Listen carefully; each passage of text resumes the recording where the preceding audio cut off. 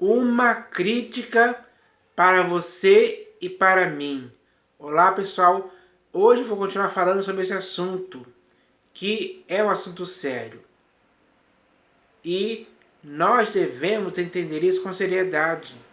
Não para darmos motivos e razões para que sejamos criticados, mas para evitarmos que alguém possa dizer alguma indignidade a nosso respeito, dizer alguma crítica, falar algo mal do nosso testemunho.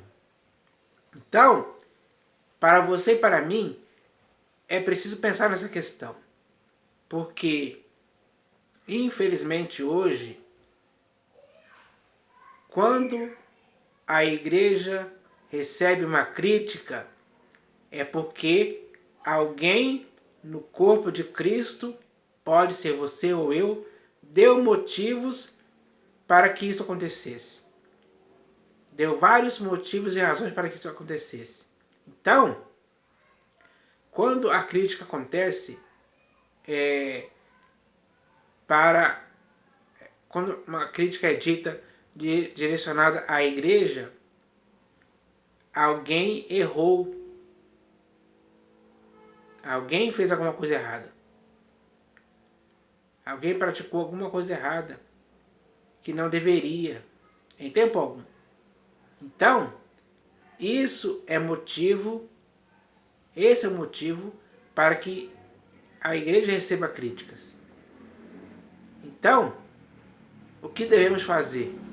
Continuar assim, como se isso fosse algo comum e normal de se praticar para recebermos críticas? Ou devemos ser irrepreensíveis, sem dolo ou mácula alguma? O nosso procedimento em Cristo tem que ser exemplar. É assim que a igreja tem que viver. Então, é melhor agora a gente pensar nessa questão. Porque não dá para você e para mim vivermos sendo criticados por ter feito uma coisa errada aqui, outra ali, outra lá. Enfim, não podemos fazer isso deliberadamente ou de propósito. Não podemos fazer essas coisas com a desculpa de que sempre vamos pecar. Não é assim que deve ser o nosso procedimento em Cristo Jesus. E existem muitos textos nas Escrituras falando claramente sobre isso, para que aprendamos a viver no mundo como o próprio Senhor Jesus nos deu exemplo para seguirmos os passos dele. Porque dolo algum se achou na boca do Senhor Jesus. Em todo o seu procedimento ele foi irrepreensível. Ele foi tentado em todas as coisas, mas sem pecado. E o exemplo dele é útil para você e para mim, para procedermos da mesma forma hoje. Para que não sejamos alvos de críticas. Só iremos ser alvos de críticas se dermos motivos e razões para que isso aconteça. Então, é preciso se conscientizar de que não podemos dar lugar ou ocasião para que as nossas práticas sejam dignas de críticas de outras pessoas, da opinião pública, da mídia de forma geral. Então, é preciso aprender isso hoje. Porque quando fazemos alguma coisa errada, com certeza virão críticas. Porque o mundo está de olho em você e em mim que estamos no corpo de Cristo. E para eles é fácil apontar o dedo ou criticar o seu procedimento. Olha lá, ele fez isso, ou ele fez aquilo. Como ele pode dizer que está em Cristo se faz tal coisa?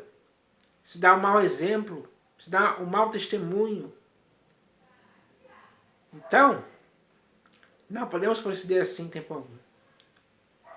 Por isso, nós devemos aprender hoje a não praticarmos coisas erradas em tempo algum. Pelo contrário, temos que praticar as coisas certas, as coisas justas, as coisas que vão nos fazer viver em retidão diante de todas as pessoas. Então, devemos aprender isso. Isso é algo muito sério e importante. Porque aquele que nasceu de novo fez morrer a sua natureza terrena, para não praticar as paixões mundanas as quais praticava antes. Agora, a nossa prática tem que ser totalmente baseada no próprio exemplo do Senhor Jesus, que ele deixou para seguirmos os passos dele. Fazendo assim, como o Senhor Jesus aprova e concorda, vamos evitar críticas a nosso respeito em todo o tempo. É assim que tem que ser. Então, eu vou ler aqui alguns versículos, alguns textos aqui das Escrituras, para falar um pouco sobre essa questão. Então, o primeiro texto que eu vou ler aqui está na primeira epístola de Paulo aos Coríntios, capítulo 5, versículos 1 e 2. Olha o que está escrito aqui, ó. Esse texto foi escrito para a igreja que estava na cidade de Corinto, porque estava acontecendo ali, naquela época, e isso foi relatado aqui, algo muito mal, digamos assim. Algo pelo qual a igreja com certeza foi criticada por um procedimento totalmente errado, que não deveria existir na igreja, mas estava acontecendo. Então eu vou ler aqui, ó. Está escrito assim: geralmente se ouve que há entre vós imoralidade e imoralidade tal, como nem mesmo entre os gentios, isto é, haver quem se atreva a possuir a mulher de seu próprio pai. Então, na igreja de Corinto, existia imoralidade e imoralidade tal, como nem mesmo entre os gentios, nem mesmo entre os gentios, entre os povos estrangeiros, os povos pagãos, os povos que estavam longe ainda de Deus, de Jesus, enfim. Nem mesmo entre os gentios acontecia o que estava acontecendo na igreja de Corinto. Então, a situação era grave demais. Aí ele diz aqui, ó. Isto é, haver quem se atreva a possuir a mulher de seu próprio pai. E, com tudo que estava acontecendo, com tudo que eles estavam sabendo, porque eles sabiam disso. Eles sabiam que ali entre eles tinha um filho que possuía a mulher do seu próprio pai. Eles sabiam disso. E, contudo, andais vós ensoberbecidos, e não chegastes a lamentar, para que fosse tirado do vosso meio quem tamanho ultraje praticou. Quem praticou essa ofensa gravíssima, essas pessoas não chegaram a lamentar que essa pessoa fosse tirada do meio deles. Ou seja, eles fizeram vistas grossas, digamos assim. Eles estavam acobertando o erro. Eles estavam estavam acostumados com esse tipo de coisa, digamos assim, se acostumando. Esse é um procedimento do qual vem críticas pesadas, sérias, porque a própria igreja aqui de Corinto estava dando motivos para isso. Porque estava ensoberbecida. Estavam ensoberbecidos, os irmãos estavam ensoberbecidos, ou seja, cheios de orgulho, de soberba da vida, por causa dessa situação.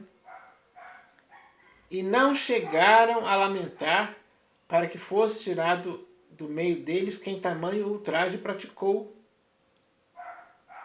Então, esse é o procedimento errado, digno de crítica.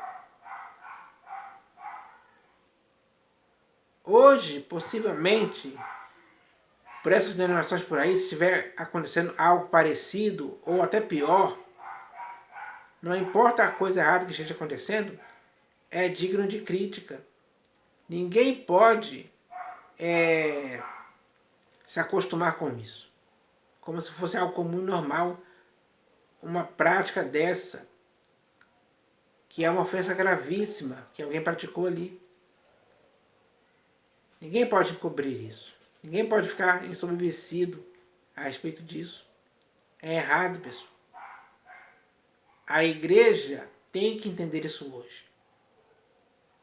Porque hoje, infelizmente, diferente da igreja que estava na cidade de Corinto, hoje a igreja entrou dentro de templos construídos por mãos humanas, onde se pratica muitas coisas erradas que muitas das vezes são encobertas.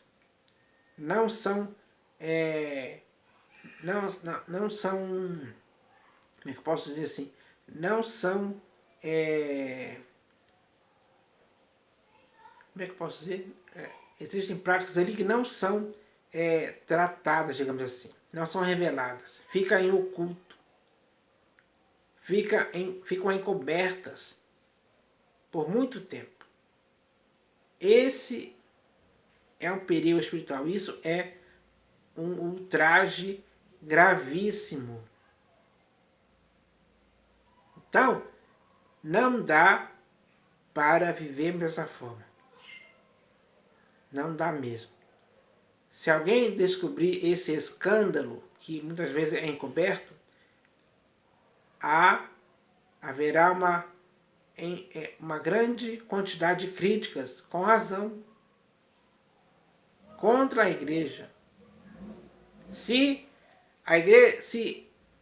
uma situação dessa que acontecesse hoje, no século XXI, o que ia ter de críticas iria ser uma quantidade muito grande da opinião pública. Então, isso é grave demais. Agora eu vou ler aqui o próximo texto, que está na Epístola de Paulo aos Gálatas, capítulo 2, versículos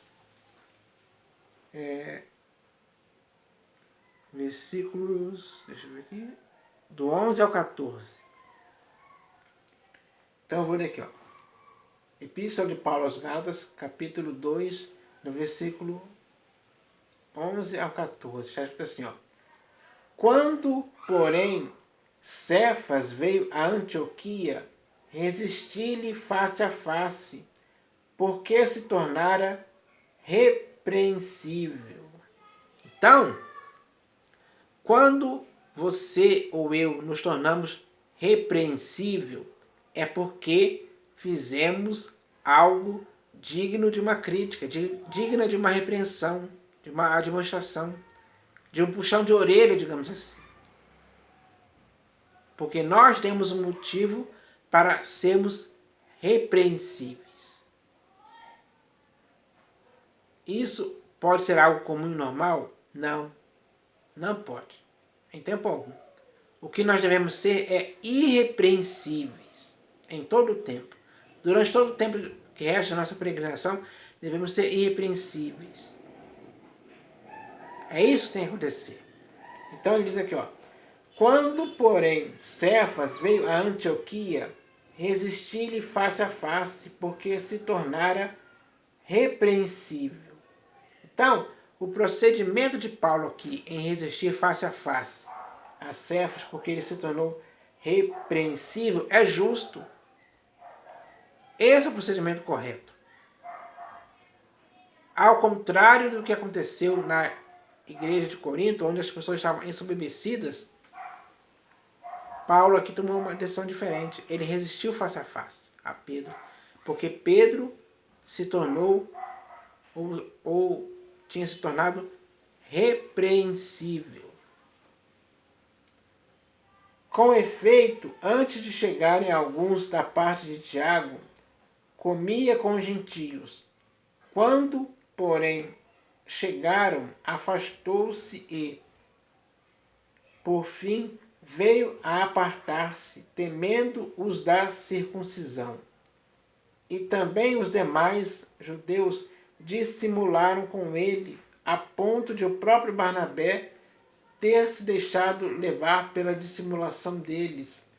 Quando, porém, vi que não procediam corretamente segundo a verdade do Evangelho, disse a Cefas, na presença de todos: se, sendo tu judeu, vives como gentio e não como judeu, por que obrigas os gentios a viverem como judeu? Então, Paulo viu que esses homens não estavam procedendo corretamente segundo a verdade do Evangelho. Qualquer pessoa que não esteja procedendo corretamente segundo a verdade do Evangelho é digno de crítica. Por quê? Ele tem que ter o seu procedimento todo baseado na verdade do Evangelho. Ele não pode se desviar disso em tempo algum. Ele não pode cometer um erro contra a verdade do Evangelho. Em seu procedimento ele não pode fazer isso. Em seu modo de pensar, de falar, de agir, ele nunca pode fazer isso. A verdade do Evangelho na consciência dele tem que impedir que isso aconteça. Mas se caso alguém, como aconteceu aqui, não estiver procedendo corretamente segundo a verdade do Evangelho, essa pessoa é digna de crítica. Digna de uma repreensão, uma correção. Para que ela se eduque na justiça segundo a verdade do Evangelho, do qual ela não pode se afastar em tempo algum. Então, todo procedimento seu e meu tem que estar baseado totalmente na verdade do Evangelho. Mas o caso aqui é que Paulo viu que essas pessoas não estavam procedendo corretamente segundo a verdade do Evangelho. Aí é que chega a crítica. E Paulo criticou a Pedro diante de todos. Sim, ele fez isso. Porque era um procedimento errado que deveria ser corrigido. Ele não deixou passar essa ocasião. Não. Ele fez o correto. Ele fez aquilo que o próprio Senhor Jesus fez também. E é o mesmo que você e eu devemos fazer. Então, quando você ou eu virmos alguém que não está procedendo corretamente segundo a verdade do Evangelho, é preciso uma crítica. É preciso falar abertamente, francamente com essa pessoa, para que ela possa cair em si, cair na real, se arrepender, se purificar do erro de não proceder corretamente segundo a verdade do Evangelho. Então, isso é sério demais, pessoal. Não podemos, diante de uma situação dessa, ficar ensoberbecido. Não podemos participar do erro, consentir. Não podemos ser cúmplices desse erro em tempo algum. É errado esse procedimento. Então, Paulo aqui agiu corretamente. Você e eu também temos que agir corretamente também dessa forma. Então é isso que nós devemos entender a respeito disso. Agora eu vou ler aqui o próximo texto que está na primeira epístola de Paulo a Timóteo, capítulo 3. Primeira epístola de Paulo a Timóteo, capítulo 3. Deixa eu ver aqui. Versículos 14 e 15. Primeira Epístola de Paulo a Timóteo, capítulo 3, versículos 14 e 15. Então está escrito assim, ó. Escrevo-te estas coisas, esperando ir ver-te em breve, para que, se eu tardar, fique ciente de como se deve proceder na casa de Deus, que é a igreja do Deus vivo, coluna e baluarte da verdade. Então, cada um de nós hoje devemos aprender como nós devemos proceder na casa de Deus, que é a igreja do Deus vivo, coluna e baluarte da verdade. Então, o nosso procedimento na igreja tem que ser irrepreensível, sem mácula, sem dolo algum. Tem que ser exemplar, tem que ser perfeito, para que ninguém, em tempo algum, possa nos criticar, possa dizer alguma indignidade a nosso respeito, por termos feito algo errado ali ou aqui. Não podemos agir deliberadamente e fazer coisas erradas que vão sujar a nossa imagem. O nosso bom testemunho vai ser jogado na lama pelo nosso mau testemunho, pelas nossas práticas erradas.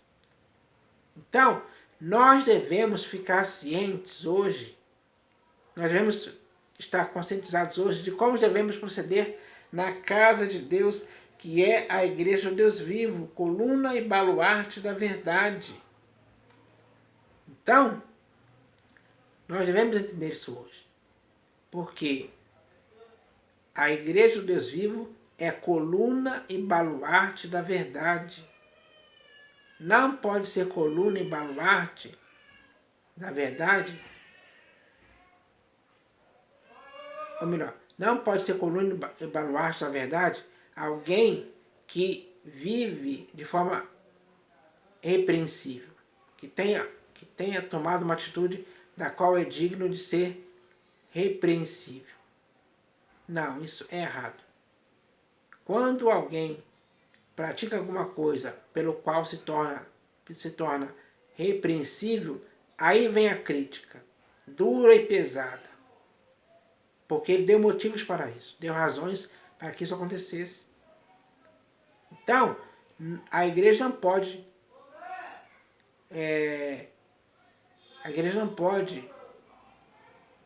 fazer esse tipo de coisa.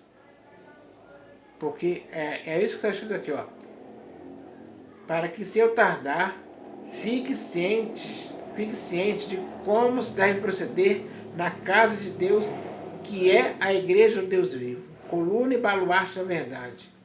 Então, a igreja do Deus vivo aqui é você e eu. Não é templo construído por mãos humanas, que infelizmente hoje se tornou igreja, com CNPJ e tudo. Não. A igreja do Deus vivo aqui, do qual esse texto está falando, é você e eu. O corpo de Cristo. Então, esse corpo de Cristo não pode proceder de forma errada. Proceder de forma repreensível. Porque se isso acontecer, a igreja vai receber muitas críticas, com certeza. Não há dúvida disso. Então, nós não podemos dar motivos e razões para que isso aconteça em tempo algum. É disso que nós devemos nos conscientizar hoje. Tem que ser assim. E agora eu vou ler aqui o último texto, que está na terceira epístola de João, versículos 9 e 10. Terceira epístola de João, versículos 9 e 10. Aqui vai falar de um homem chamado Diótrefes. Ele praticava algumas coisas erradas na igreja. Veja bem aqui o texto que eu vou ler aqui. Ó. Terceira epístola de João, versículos 9 e 10. Está escrito assim, ó. Escrevi alguma coisa à igreja, mas Diótrefes, que gosta de exercer a primazia entre eles, não nos dá acolhida. Primeiro erro aqui, que Diótrefes gostava de exercer a primazia na igreja. Isso é algo totalmente errado. Nenhum homem ou mulher pode exercer primazia na igreja em tempo algum. O único que pode fazer isso é o próprio Senhor Jesus, o cabeça da igreja. Só ele. E mais ninguém. Então ele diz aqui, ó. Mas Diótrefes, que gosta de exercer a primazia entre eles, não nos dá acolhida.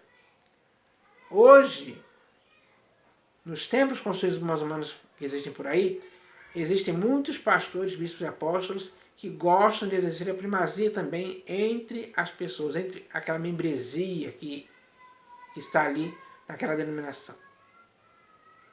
Isso é errado. Por isso, se eu for aí, far-lhe-ei lembradas as obras que ele pratica, proferindo contra nós palavras maliciosas, e não somente não satisfeito com estas coisas, nem ele mesmo acolhe os irmãos, como impede os que querem recebê-los e os expulsa da igreja, onde ele gostava de exercer a primazia, ele gostava de mandar. Esse é o procedimento errado. Então, fica claro aqui que Diótrefes estava sendo criticado por causa disso. Porque ele estava dando motivos para que isso acontecesse. Esse gosto de exercer a primazia, expulsar as pessoas da igreja, não acolher irmãos e expulsar aqueles que queriam acolher os irmãos da igreja, o procedimento é tudo errado.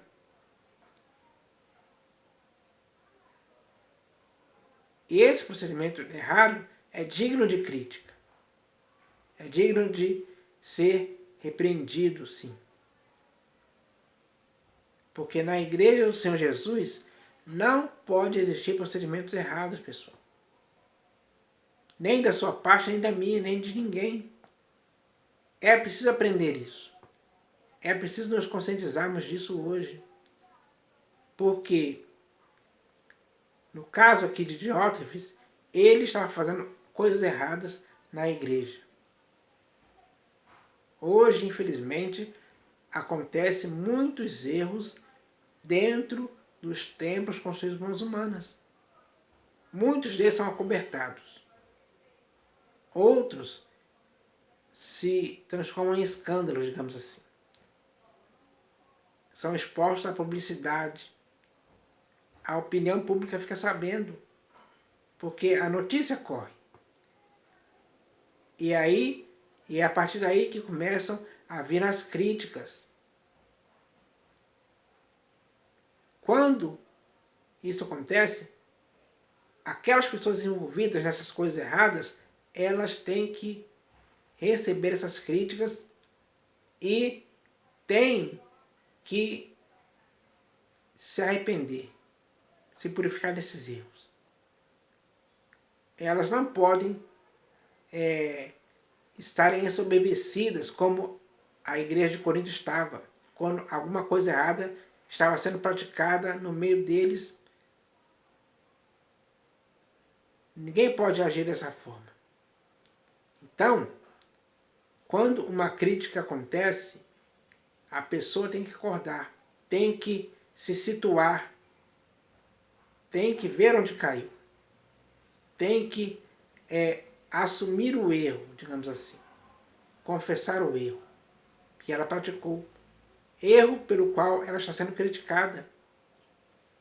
Então, a crítica pode ser uma ajuda, digamos assim, para fazer a pessoa se purificar do erro, se humilhar sob a poderosa mão de Deus, voltar a ser humilde novamente, voltar a praticar o exemplo que o Senhor Jesus deixou para ela seguir os passos do próprio Senhor Jesus, para que assim ela seja irrepreensível ao longo de toda a sua vida, ao longo da sua carreira que lhe foi proposto, para que no tempo que resta sua peregrinação, ela possa ser irrepreensível, exemplar. Esse tem que ser o procedimento correto, que cada pessoa tem que entender isso hoje. É muito simples isso. Então eu espero que essa mensagem possa surtir efeito na vida de muitas pessoas hoje. Porque muitas pessoas hoje precisam ouvir isso. Tem que ouvir. Tem que ter humildade suficiente para ouvir isso, entender e começar a fazer algo que vai levar essa pessoa, que pode ser você ou eu, a agir de uma forma que ela possa viver para o inteiro agrado do Senhor Jesus. Então eu espero que isso aconteça, em nome do Senhor Jesus. Amém.